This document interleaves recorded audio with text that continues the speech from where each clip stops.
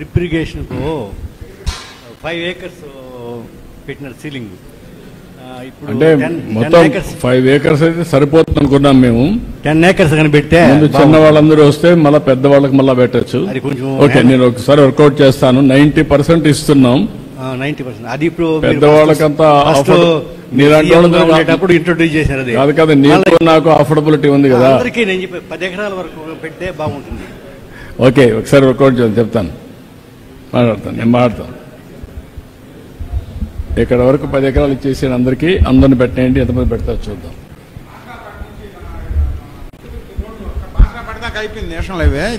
ఉందండి, అది కూడా ఉంది. నిన్న కూడా మాట్లాడాం, ఆ రివ్యూ చేస్తున్నాం, వీళ్ళని తొందరలో కంప్లీట్ చేస్తాం.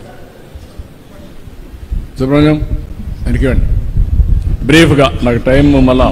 మరి కిసాన్ పిఎం కిసాన్ వచ్చి 6,000 రూపాయలు ఇస్తా ఉంటారు. ఇప్పుడు 2019 నుంచి పూర్తిగా నమోదు కాలేదండి.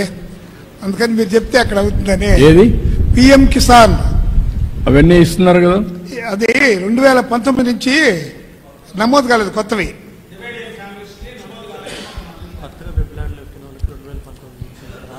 మళ్ళా అదే సీల్ చేశారా? దీన్ని అది క్లోజ్ చేశారా, ఓపెన్ ఉందా? గవర్నమెంట్ ఆఫ్ ఇండియా, మీకు ఏమైనా ఐడియా ఉందా? ఓకే, నేను టేకప్ చేస్తాను, నేను మాట్లాడతాను. అది నేను మాట్లాడతాను. దేశానికంతా ఉపయోగపడుతుంది. ఉపయోగపడుతుంది, కానీ వాళ్ళు ఏంటంటే ఎక్కువ మంది ఇప్పుడు డివిజన్ పెట్టేసి ఎక్కువ అడుగుతారనే ఉద్దేశంతో సీజ్ చేశారు, సీలింగ్ పెట్టారు గవర్నమెంట్ ఆఫ్ ఇండియా. నేను ఒకసారి మాట్లాడతాను. I will take it up. ఇంకెవరండి?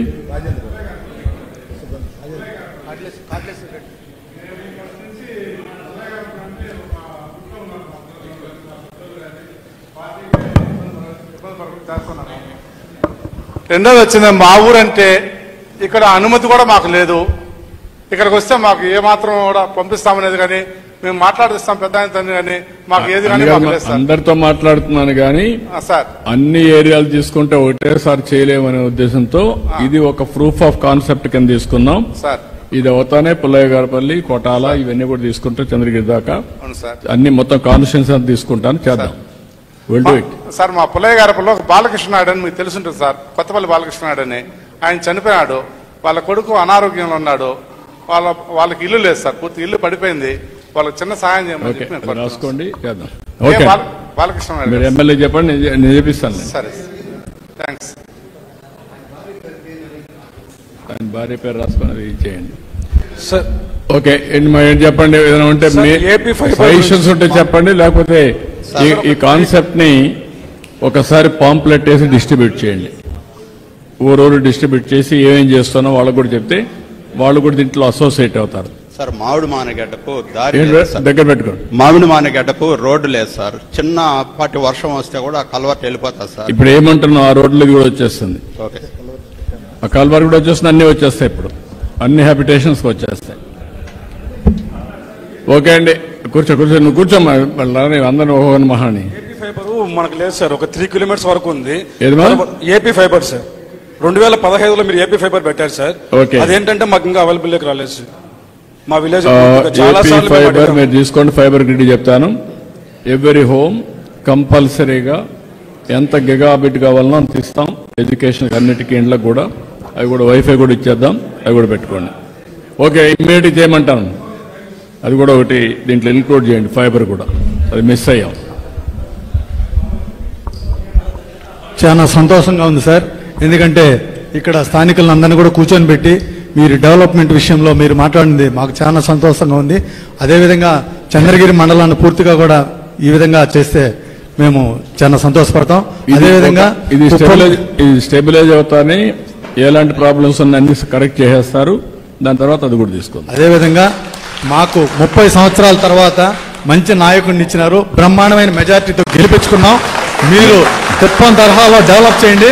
జీవితాంతం కూడా తెలుగుదేశం పార్టీ తప్ప వేరే పార్టీ చంద్రగిరిలో గెలవదు.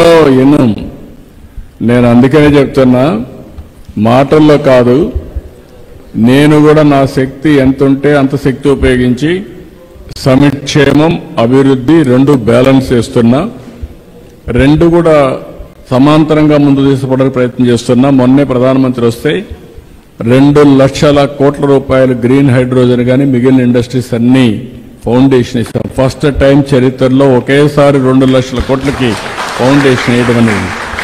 అలాంటివన్నీ చేస్తున్నాం.